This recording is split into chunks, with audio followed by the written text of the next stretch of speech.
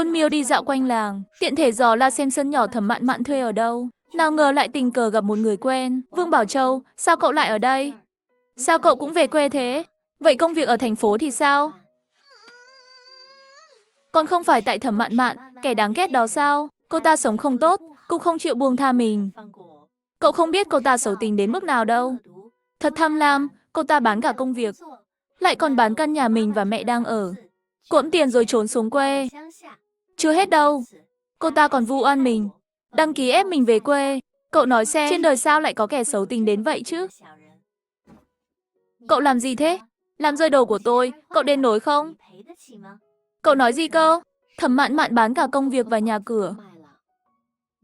Vậy chẳng phải cô ta đang có rất nhiều tiền sao? Nghĩ đến 80 đồng bị Thẩm Mạn Mạn lừa mất, Tôn Miêu đau lòng như bị dao cắt.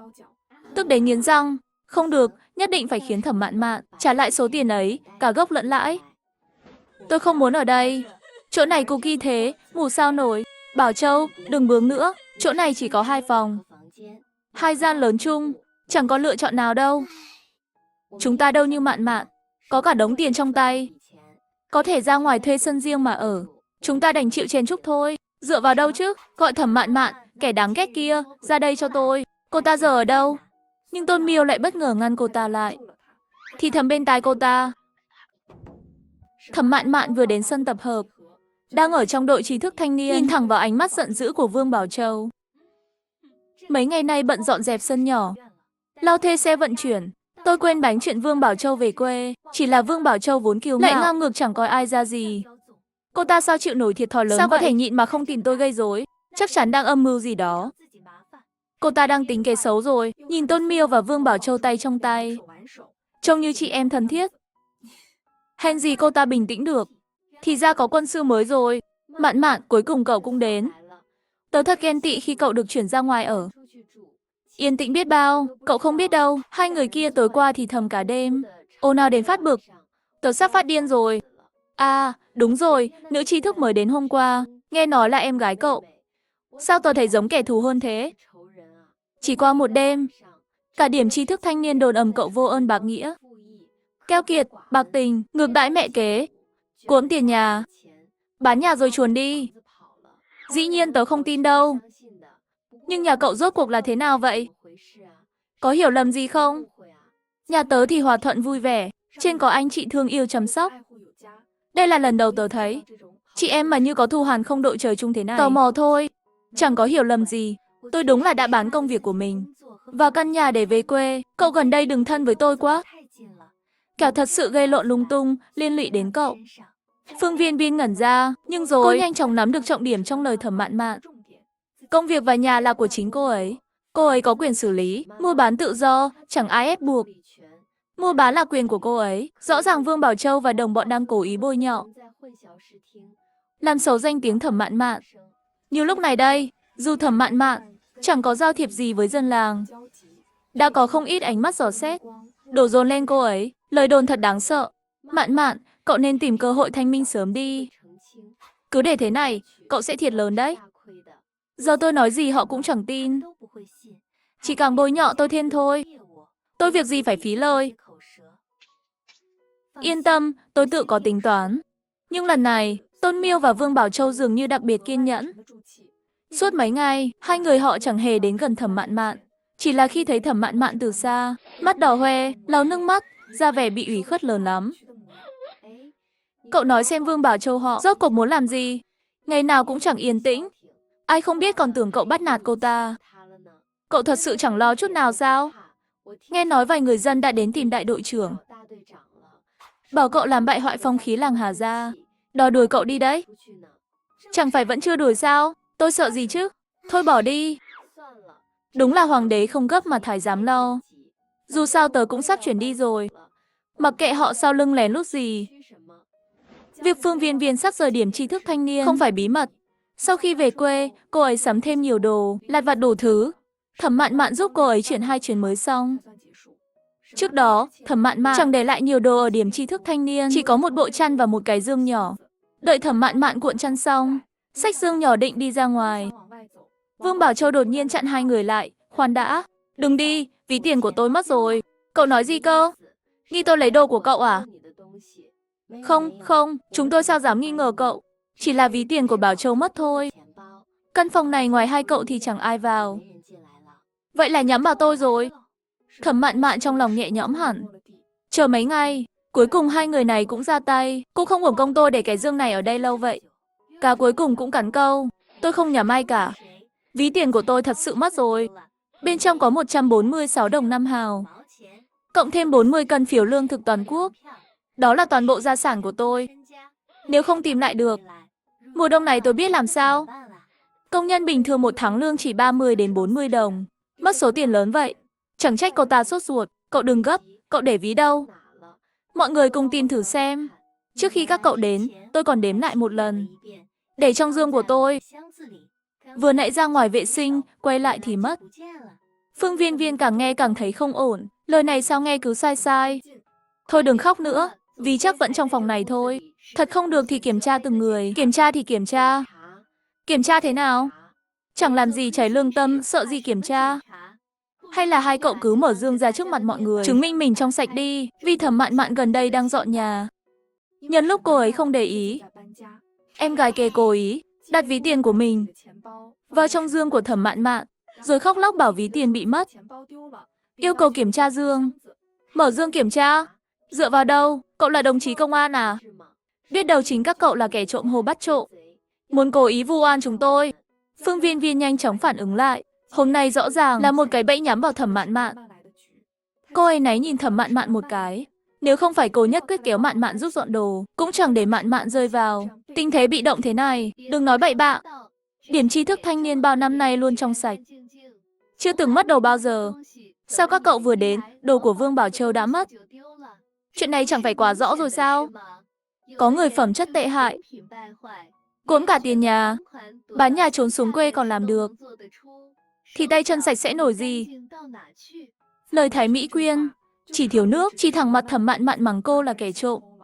Phương Viên Viên sắn tay áo muốn cãi nhau to. Báo công an đi, số đồ Vương Bảo Châu mất đủ để lập án rồi. Tôn Miêu và Vương Bảo Châu liếc nhau. Họ vốn muốn làm lớn chuyện. Tốt nhất là để bí thư thôn và đại đội trưởng chứng kiến trước mặt dân làng, kết tội Thẩm Mạn Mạn ăn cắp. Chắc chắn có hiểu lầm thôi. Chẳng cần báo công an đâu. Mọi người cùng tìm thử xem, miễn là đồ chưa mất. Các cậu lại làm gì nữa? Rất nhanh, có dân làng bước lên kể lại đầu đuôi sự việc. Điểm tri thức thanh niên có kẻ trộm. Truyền ra ngoài, làng Hà Gia mất mặt lắm. Bằng khen sắp được trao. Đừng để xảy ra chuyện gì đáng tiếc. Tri thức Vương, cậu tìm kỹ lại xem. Mọi người cũng giúp tìm thử. Nếu ai đó vô tình cầm nhầm ví của Tri thức Vương, trả lại là được. Đừng ồn ào suốt ngày. Đúng thế, Mạn Mạn. Nếu cậu cầm nhầm, giờ xin lỗi, trả ví lại. Chúng tôi cũng chẳng trách cậu. Tôi không lấy, các người đừng hòng vu oan tôi. Cậu đã không lấy, sao không chịu mở dương kiểm tra? Thật kỳ lạ, các cậu cứ đòi kiểm tra dương của tôi. Như thể chắc chắn ví của Vương Bảo Châu nằm trong dương của tôi. Chẳng lẽ có ai tận mắt thấy? Vậy sao lúc đó không ngăn tôi? Hay bắt của tang luôn? Chỉ vì nghi ngờ mà đòi kiểm tra dương người khác. Vậy sau này xã hội chẳng rối loạn sao? Ai cũng có thể vì nghi ngờ mà lục soát đồ của người khác. Thế giờ tôi cũng bảo tôi mất đồ. Nghi ngờ nó ở trên người cậu. Cậu có chịu để kiểm tra không? Để chứng minh mình trong sạch, đồ của mình không cất kỹ. Đã nghi ngờ người này người kia. May mà tôi sắp chuyển đi. Không thì sau này cậu mất gì? Chẳng phải đổ lên đầu tôi sao? Tri thức thanh niên này nói cũng chẳng sai. Sau này nên tránh xa cô ta chút. Kẻo mất đồ lại nghi ngờ chúng ta. Xui xẻo lắm. Đúng thế, đúng thế. Cậu đừng đánh tráo khái niệm. Chính cậu lấy đấy. Cô ấy thấy rồi. Tôn Miêu hận không thể tát bay cái đồ ngốc Vương Bảo Châu. Đáng tiếc đồng đội ngu ngốc này lại do chính cô chọn. Đành cười gượng đối mặt ánh mắt dò xét của mọi người. Cậu tận mắt thấy Thẩm Mạn Mạn lấy ví của Vương Bảo Châu. Tôi không nói là Thẩm Mạn Mạn lấy. Tôi chỉ tình cờ thấy Thẩm Mạn Mạn đứng trước giường của Bảo Châu, hình như đang lục lọi gì đó. Tôn Miêu, cậu nghĩ kỹ trước khi nói. Đừng vu oan người khác. Ánh mắt nghi ngờ rõ ràng của mọi người khiến Tôn Miêu bùng lên cơn bất mãn. Chính tôi tận mắt thấy Vương Bảo Châu giấu ví tiền vào dương của Thẩm Mạn Mạn. Giọng cô cứng rắn, tôi chỉ nói sự thật. Chẳng vu oan ai cả. Thẩm Mạn Mạn có lấy hay không, chỉ cần mở dương cho mọi người xem. Chẳng phải rõ ràng sao? Cô ấy cứ khăng khăng từ chối, không chịu hợp tác. Ai biết trong đó giấu gì? Chuyện không thể để người khác thấy. Đúng thế, cho chúng tôi xem đi. Cứ dầu dầu diếm diếm thế. Chẳng lẽ thật sự lấy rồi? Đúng thế, đúng thế. Làm trộm nên chột dạ chứ gì. Phương Viên Viên tức đến phát điên. Cô ấy hiểu ra rồi. Vương Bảo Châu và Tôn Miêu thông đồng làm bậy. Đây là một vụ vu oan giá họa. Cái dương này tuyệt đối không thể mở. Chính tôi kéo Mạn Mạn đến. Điểm tri thức thanh niên giúp tôi dọn đồ. Dương của cô ấy vẫn để ở điểm tri thức thanh niên. Vừa nãy cô ấy còn chưa kịp mở dương ra. Các cậu đừng nói bậy. Đi thôi, kệ họ. Đi đâu chứ? Ví tiền tôi chưa tìm được. Ai cũng không được đi. Phương Viên Viên vẫn cương quyết không đồng ý. Vương Bảo Châu lại nhào lên ông cô, khóc lóc. Đây là toàn bộ gia sản của tôi. Mất rồi, tôi sống sao nổi.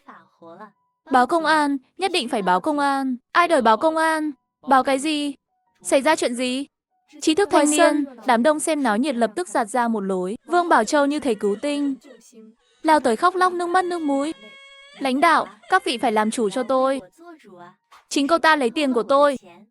Tổng cộng 146 đồng 5 hào. Cộng thêm 40 cân phiếu lương thực toàn quốc. Bí thư thôn theo hướng tay cô ta chỉ. Nhìn Thẩm Mạn Mạn đứng trong đám đông, kể lại sự việc. Đừng nói bậy. Đồng chí Thẩm Mạn Mạn sao làm chuyện đó được? Chuyện của chúng ta. Để sau rồi tính. Giải quyết vấn đề của đồng chí này trước. Nghe có người làm chủ, Vương Bảo Châu mới ngẩng mắt lên. Nhưng Kiều Kiện, người đàn ông bên cạnh bí thư, lòng thầm kêu không ổn. Cô, sao cô lại ở đây? Nữ tri thức kia la lối cái gì? Nói chuyện với lãnh đạo kiểu đó à? Hai người quen nhau, Cố Trường Canh mặt không biểu cảm, chẳng đáp lời. Bí thư cũng chẳng quan tâm, mất đồ là thế nào? Tôn Miêu lo Vương Bảo Châu nói nhiều sai nhiều. Liền bước lên kể lại sự việc. Chẳng mang đến sắc mặt xanh mét. Của bí thư thôn Hà Gia Vượng và đại đội trưởng Hà Đại Trí. Hà Đại Trí cũng không ngờ, lại trùng hợp thế, bằng khen đúng lúc này được trao. Mà là bí thư công xã đích thân mang đến. Vinh dự lớn thế nào? Vậy mà để lãnh đạo chứng kiến cảnh khó coi này. Cô gái này bán nhà, bán công việc. Chẳng phải người thiếu tiền. Cũng khá thông minh, dù nhìn thế nào, cô ấy cũng không giống kẻ trộm bị bắt của tang. Thẩm Mạn Mạn cũng chẳng ngờ, người đến đại đội trao bằng khen lại là cái tên Diêm Vương Sống này. Nghĩ đến việc trong mắt hắn, tôi cũng chẳng phải người tốt gì. Tôi quyết định mặc kệ, được thôi. Có thể mở dương kiểm tra, nhưng những người khác ở trong phòng này cũng phải kiểm tra. Ai biết được họ có phải kẻ trộm hô bắt trộm không? Dựa vào đâu, đồ mất sau khi cô đến đây. Cô có hiểm nghi, nói đến hiểm nghi, các trí thức thanh niên vào phòng này hôm nay đều có hiểm nghi, sao chỉ kiểm tra mỗi Thẩm Mạn Mạn? Các cậu đang sỉ nhục người khác, hơn nữa, lát nữa nếu không tìm thấy, các cậu định thế nào? Hừ, cô muốn thế nào? Vì Thẩm Mạn Mạn gần đây đang dọn nhà. Nhân lúc cô ấy không để ý, em gái kế cố ý đặt ví tiền vào dương của Thẩm Mạn Mạn, rồi khóc lóc bảo ví tiền bị mất. Yêu cầu kiểm tra dương. Lát nữa nếu không tìm thấy, các cậu định thế nào? Cô muốn thế nào? Nếu không tìm thấy thì là hai người các cậu thông đồng vu oan tôi, bôi nhọ danh tiếng tôi. Tôi yêu cầu các cậu trong buổi họp sáng của dân làng đọc bản kiểm điểm công khai, chính thức xin lỗi tôi. Thời này, kiểm điểm công khai sẽ ghi vào hồ sơ, ảnh hưởng lớn đến tương lai cá nhân. Vương Bảo Châu hưng phấn đến khó kiềm chế. Bất chấp Tôn Miêu ngăn cản, Vương Bảo Châu vội vàng đồng ý. Nếu tìm thấy thì sao? Nếu tôi thật sự lấy ví tiền của cậu, pháp luật tự khắc sẽ trừng trị tôi. Tôn Miêu trong lòng tan biến trước do dự cuối cùng. Chỉ cần Thẩm Mạn Mạn bị kết tội ăn cắp, chắc chắn sẽ phải chịu phạt nặng. Lúc đó, số tiền cô ta bán nhà và công chẳng phải sẽ rơi vào tay tôi sao? Hi hi, tuyệt lắm. Nhất ngôn sáu định. May quá, lãnh đạo đều có mặt ở đây, để các vị làm chứng nhé. Tôi không phản đối. Các cậu tự xử lý trước, đồ của tôi nhiều lắm. Bắt đầu từ tôi đi. Mạn Mạn, chúng ta kiểm tra lẫn nhau. Không được, hai người thân thiết như vậy. Ai biết có bao che cho nhau không? Tôi muốn tự kiểm tra, được chứ? Để công bằng, tôi cũng phải kiểm tra đồ của các cậu. Đúng thế, phải kiểm tra lẫn nhau. Như vậy mới công bằng. Cũng tránh ai đó giở trò. Đại đội trưởng Hà Đại Trí trong lòng khổ sở. Thâm chửi rủa mấy kẻ gây rối này cả trăm lần. Tôn Miêu và Vương Bảo Châu liếc nhau, ra vẻ đàng hoàng, bắt đầu lục lọi đồ của Phương Viên Viên. Không có, chẳng thấy gì. Phương Viên Viên thở phào, rồi họ hào hứng lao đến dương của Thẩm Mạn Mạn. Thậm chí còn cố ý nghiêng người, để mọi người nhìn rõ. Của tôi đây, Thẩm Mạn Mạn, đúng là cô ăn cắp. Đây chính là ví tiền của tôi. Mọi người xem đi, quả nhiên Thẩm Mạn Mạn lấy ví tiền của tôi. Đồng chí công an đâu? Mau bắt cô ta lại. Bắt ngay đi. Thật sự là cô ta sao? Nhìn ngoan ngoãn thế kia. Ai ngờ tay chân lại không sạch sẽ thế chứ. Hừ. Vừa nãy còn giả vờ bị oan, làm bộ làm tịch. Cô là loại người gì, chúng tôi sớm đã rõ. Chỉ có cô mới làm ra chuyện bị ổi thế này. Tiếng xì xào khó nghe vang lên khắp nơi. Tôn Miêu trong lòng sảng khoái vô cùng, nhưng sắc mặt Cố Trường Canh càng lúc càng tối. Chuyện lấy đồ này tạm gác qua một bên. Thẩm Mạn Mạn từng liều mình, cứu được bao nhiêu đứa trẻ, sao trong miệng dân làng lại bị truyền thành bộ dạng tệ hại thế này. Mạn Mạn, bình thường cậu tiêu xài hoang phí, vung tiền như nước thì cũng thôi đi. Nhưng dù thế nào cũng không được lấy đồ của người khác. Nếu khó khăn, cứ nói với tôi, dù tôi phải ăn cám nuốt rau, cũng không bỏ mặc cậu. Cứ vung tiền như nước mỗi ngày. Hóa ra đều là đồ ăn cắp. Chẳng trách tiêu tiền chẳng biết sót. Phương Viên Viên lo đến toát mồ hôi, trừng mắt trách Thẩm Mạn Mạn một cái. Cái dương này nhất quyết phải mở. Giờ thì hay rồi, chẳng giải thích nổi nữa. Thẩm Mạn Mạn luôn ở bên tôi. Cô ấy chẳng có thời gian làm chuyện đó. Ví tiền này chắc chắn do các cậu bỏ vào. Luôn ở bên cậu. Biết đâu chính cậu giúp cô ta che giấu chuyện ăn cắp. Hai người từ khi đến điểm tri thức thanh niên, cứ như mặc chung một cái quần. Rõ ràng là cùng một ruột. Cậu nói bậy. Thẩm Mạn Mạn bước lên một bước, giật lấy ví tiền trong tay Vương Bảo Châu, đưa thẳng đến tay bí thư công xã Bùi Nghiêm, người trông hiền lành hơn. Bùi Nghiêm, đây không phải ví tiền của Vương Bảo Châu, đây là ví của tôi. Dù ví của cô ta và tôi kiểu dáng giống nhau, nhưng số tiền bên trong không khớp. Trong ví của tôi có 218 đồng, 3 cân phiếu đường, 60 cân phiếu lương thực và một tấm ảnh chụp chung với bố mẹ tôi. Quan trọng nhất là, để phân biệt, tôi đã theo tên mình ở mặt sau ví tiền. Hà Đại Trí cảm thấy như vừa ngồi tàu lượn siêu tốc. Tâm trạng lên xuống thất thường, lập tức chẳng mang hình tượng, bước tới xem. Quả nhiên mặt sau ví có thêu chữ Mạn nhỏ xíu. Đúng là thế này. Quả nhiên là ví tiền của đồng chí Thẩm Mạn Mạn. Không, không thể nào. Cố Trường Canh lấy ví từ tay Bùi Nghiêm. Mở ra, bên trong đúng là có tấm ảnh cũ đã ngả vàng. Lại lấy tiền và phiếu ra, đưa cho Hà Đại Trí. Đếm kỹ đi. Hà Đại Trí trước mặt mọi người, đến từng tờ. Hớn hở như trúng số độc đắc. Đúng rồi, tổng cộng 218 đồng. Còn cả tấm ảnh này, chữ theo này, đúng là ví của đồng chí Thẩm Mạn Mạn. Ví của tôi chắc rơi dưới đáy dương rồi. Vương Bảo Châu bất chấp lại lao vào, lật tung dương của Thẩm Mạn Mạn. Đồ bên trong bị vứt tứ tung. Không có, chẳng có gì cả. Ví tiền tôi tự tay bỏ vào đâu mất rồi.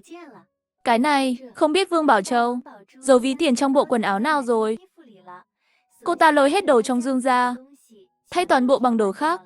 Đồ trước đó, bao gồm ví của Vương Bảo Châu, giờ đang ở trong không gian riêng. Bí thư thôn và đại đội trưởng đã chán ngán xem màn kịch này. Tóm lại, kẻ ăn cắp không phải Thẩm Mạn Mạn là tốt rồi. Có thể đường hoàng nhận bằng khen. Danh dự của đại đội cũng được giữ. Ví tiền của tôi đâu? Không thể nào. Tôi rõ ràng đã đặt ví tiền. Cậu làm gì thế? Nếu không ở trong dương của Thẩm Mạn Mạn thì thôi vậy. Chắc Bảo Châu nhớ nhầm rồi. Chúng ta tìm lại xem. Thôi cái gì mà thôi. Ví tiền tôi mất rồi, cậu bảo tôi thôi sao? Tôn Miêu, rõ ràng cậu đã đặt ví vào dương của Thẩm Mạn Mạn, nhưng sau khi kiểm tra, ví tiền lại xuất hiện trong chăn của đồng bọn. Không đúng, không đúng. Có kẻ ăn cắp, thật sự có kẻ ăn cắp. Ví tiền của tôi thật sự mất rồi, hừ. Phải tìm kỹ lại. Dù sao điểm tri thức thanh niên có kẻ ăn cắp, đây không phải chuyện nhỏ. Nếu không bắt được kẻ gian, mọi người ở điểm tri thức thanh niên đều bị nghi ngờ. Chẳng phải làm xấu danh tiếng mọi người sao? Tôi và Phương Viên Viên đã chứng minh mình trong sạch. Giờ đến lượt cậu. Đúng thế, phải sớm lôi kẻ xấu này ra, để bảo vệ tài sản của mọi người. Đúng rồi, kiểm tra đồ của các cậu đi. Kiểm tra ngay. Phải kiểm tra. Tôn Miêu còn muốn từ chối, nhưng Phương Viên Viên đã bực bội vì hai người này từ lâu. Cô lập tức mở dương của Vương Bảo Châu ra kiểm tra. Quả nhiên không có gì. Thẩm Mạn Mạn cũng bước tới chỗ ngủ của Tôn Miêu. Để Phương Viên Viên kiểm tra đi. Sao, cậu sợ tôi hay trong lòng có tật? Nói bậy gì thế? Tôi chỉ sợ cậu giở trò vu oan tôi. Được thôi. Phương Viên Viên cẩn thận kiểm tra đồ của Tôn Miêu. Vẫn chẳng tìm thấy gì. Hey si, hóa ra chỉ là hiểu lầm. Nhưng cậu cũng thông cảm. Ví tiền của Bảo Châu bị mất. Cô ấy không dư dả như cậu. Bán công việc, bán nhà cửa, cuốn hết tiền trong nhà. Tự nhiên chẳng xem mấy đồng này ra gì. Nhưng đó là số tiền Vương Bảo Châu chắt chiu vay mượn. Mất rồi, Bảo Châu chỉ còn nước hút gió Tây Bắc. Cậu là chị cô ấy. chắc chắn hiểu được nỗi khổ của cô ấy. Hơn nữa, khi chú Thẩm còn sống, xem Bảo Châu như con ruột. Số tiền cậu bán công việc và nhà, chẳng phải nên chia cho cô ấy một nửa sao? Dù chẳng rõ vì sao, ví tiền lẽ ra ở trong Dương Thẩm lại biến mất. Nhưng Tôn Miêu vẫn không buông tha. Cô ta muốn có được nhiều hơn nữa. Vương Bảo Châu mắt láo liên, lập tức bất chấp lao lên, nắm chặt cánh tay Thẩm Mạn Mạn. Tôn Miêu nói đúng lắm. Số tiền đó cũng có phần của tôi. Thẩm Mạn Mạn, cậu dựa vào đâu mà lấy hết? Trả số tiền đó cho tôi. Công việc đó vốn phải là của tôi. Còn căn nhà ta tổng cộng 4 người. Cậu giữ lại 1/4. Phần còn lại phải đưa tôi. Thẩm Mạn Mạn tức đến bật cười. Cả đời chưa từng thấy ai mặt dày vô liêm sỉ đến vậy. Hôm nay, tôi nhất định phải khiến Vương Bảo Châu sạch cái tiếng xấu cô ta đổ lên đầu tôi. Ha ha, cậu họ Vương, tôi họ Thẩm, hai ta tính là người nhà gì? Bố tôi vì tai nạn lao động mà ra đi. Công việc nhà máy phân cho tôi, các người đòi cướp, tiền trợ cấp các người cũng chiếm. Ngay cả tiền của hồi môn, mẹ tôi để lại, các người cũng cướp mất. Như vậy chưa đủ sao? Sau khi bố tôi mất, các người luôn mắng chửi, ngược đãi đến căn nhà mẹ tôi để lại cũng không tha. Các người thật sự muốn ép tôi đến đường cùng sao? Đây là giấy chứng nhận từ nhà máy dệt Tố Thức và cục quản lý nhà đất cấp cho tôi. Đều có con dấu công chứng, đủ để chứng minh hành sáu của tôi hợp pháp, không hề có chuyện cuỗm tiền bỏ trốn. Đồng chí Vương Bảo Châu luôn ác ý bôi nhọ danh tiếng tôi, đổ điều xấu xa lên đầu tôi. Nếu mọi người không tin, có thể lập tức viết thư đến nhà máy dệt hoặc phòng quản lý để xác minh. Mọi người không ngờ lại có nội tình thế này. Thấy Thẩm Mạn Mạn mắt ngần ngấn nước, còn Vương Bảo Châu mặt đầy vẻ chột dạ, còn gì chưa rõ nữa. Lập tức quay sang Vương Bảo Châu, một tràng chỉ trích. Vương Bảo Châu mặt tái xanh, còn muốn cãi. Nhưng Thẩm Mạn Mạn rung giọng chỉ hai người nghe thấy, châm chọc. Cậu và mẹ kế mặt dày của cậu đúng là một ruột. Thật khó chịu. Vương Bảo Châu quả nhiên không chịu nổi, giận dữ túm cổ áo Thẩm Mạn Mạn, vung tay định cãi nhau to. Trong lúc giằng co, Thẩm Mạn Mạn bị đẩy ngã lên giường, làm đổ chăn Tôn Miêu xếp gọn, lộ ra một góc ví tiền. Đây là gì? Tôn Miêu, giỏi lắm. Bình thường cứ bám dai như đỉa, chỗ nào cũng chiếm lợi. Giờ còn dám tính kế tôi. Cậu tưởng tôi là Thẩm Mạn Mạn nhu nhược sao? Hèn gì vừa nãy cậu ấp úng, không cho ai kiểm tra đồ của cậu. Hóa ra cậu là kẻ ăn cắp hô bắt cắp. Kẻ đáng ghét, dám lấy ví tiền của tôi. Tôn Miêu không tin nổi. Ví tiền lẽ ra ở Dương Thẩm Mạn Mạn, giờ lại nằm đây. Cô ta lắc đầu điên cuồng. Lần này nếu không gột sạch tiếng xấu ăn cắp, cả đời tôi coi như tiêu tùng. Không phải tôi. Thật sự không phải tôi. Là cậu vu oan tôi. Cậu lấy ví tiền của Vương Bảo Châu. Đồng chí Tôn Miêu, nếu cậu thật sự gặp khó khăn, chỉ cần mở miệng, mọi người đều là đồng chí, chắc chắn không bỏ mặc cậu. Sao cậu lại làm chuyện bỉ ổi thế này? Đừng oan uổng tôi không lấy. Tôn Miêu cố ép mình bình tĩnh. Nhưng Vương Bảo Châu ngốc nghếch cứ bám giết, bắt cô ta phải giải thích rõ ràng. Tôi bị oan. Vương Bảo Châu, cậu nghĩ kỹ đi, tôi luôn đi cùng cậu. Làm sao tránh được mắt cậu, mà lấy ví tiền của cậu, lùi một vạn bước. Dù tôi có lấy, sao lại để ví tiền ở chỗ dễ thế này? Sao dám nhiều lần nhấn mạnh chuyện kiểm tra đồ? Tôi thật sự bị oan. Kề vai sát cánh, không đúng đâu. Vừa nãy cậu chẳng phải nói tận mắt thấy tôi đứng trên giường Vương Bảo Châu lục đồ sao? Sao hai người ở cùng nhau mà chỉ cậu thấy, Vương Bảo Châu lại không thấy? Quả nhiên nơi nguy hiểm nhất lại là nơi an toàn nhất. Nếu không phải Vương Bảo Châu đẩy tôi một cái, chúng ta làm sao phát hiện ra? Suýt nữa bị cậu lừa. Đúng thế. Tri thức Tôn này ngày thường trông hiền lành, ai ngờ lòng dạ lại xấu xa đến vậy. Lấy đâu còn vu oan người khác. Thật khó chịu. Đúng thế. Quả nhiên người không thể nhìn bề ngoài. Tôi thấy trước đây cô ta nói chuyện đã kỳ kỳ. Không ít lần nói xấu Tri thức Thẩm sau lưng. Nhưng cô ta nói cũng không sai.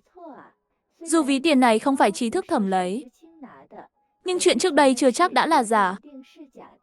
Tóm lại, hai người này chẳng ai tốt đẹp gì. Vụ án buôn người lần này không có Thẩm Mạn Mạn, chẳng biết bao nhiêu phụ nữ trẻ em sẽ rơi vào tay kẻ xấu. Nhưng giờ tin đồn lại thành ra thế này. Thật không biết thời gian qua cô ấy khó chịu thế nào.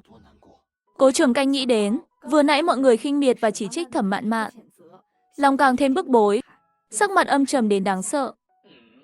Anh chàng này sao trong tâm trạng tệ thế nhỉ? Ai chọc giận anh ta vậy? Chẳng lẽ thầy mấy cô tri thức này phiền phức quá? Bùi Nghiêm và Hà Gia Vượng muốn nhắc bạn kiềm chế chút.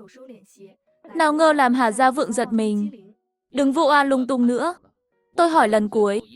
Cái ví tiền này rốt cuộc là thế nào? Vương Bảo Châu, ví tiền của cậu có thật sự mất không? Tôn Miêu, cậu có lấy đồ của cô ta không? Tôi thật sự mất rồi. Ví tiền tìm thấy trong chăn của cậu. Cậu giải thích thế nào? Tôn Miêu đầu óc quay cuồng tìm lý do. Kế hoạch vu oan Thẩm Mạn Mạn đã thất bại. Tuyệt đối không thể để mình bị liên lụy. Chắc là Bảo Châu nhớ nhầm. Cô ấy luôn đãng trí. Chắc là vứt lung tung đâu đó. Mới gây ra hiểu lầm này. Vương Bảo Châu còn muốn nói. Tôn Miêu trừng mắt dữ dội. Đừng quên chúng ta cùng một thuyền. Hừ, lừa ai chứ? Vứt lung tung mà vứt vào chăn của cậu. Tôn Miêu, cậu coi chúng tôi là ngốc sao? Cậu và Vương Bảo Châu làm ầm ĩ cả lên. Chẳng lẽ muốn lừa tiền của Thẩm Mạn Mạn? Lăng Hà Gia vốn đã bài ngoại. Dân làng này chẳng ưa tri thức thanh niên từ lâu. Nếu lại ra chuyện ăn cắp, danh tiếng điểm tri thức thanh niên cũng chẳng hay. Dù sao ví của Vương Bảo Châu đã tìm thấy, chi bằng chuyện lớn hóa nhỏ, chuyện nhỏ hóa không. Rõ ràng cán bộ thôn cũng mong vậy. Nhưng trước mặt lãnh đạo, cũng không tiện biểu hiện quá rõ.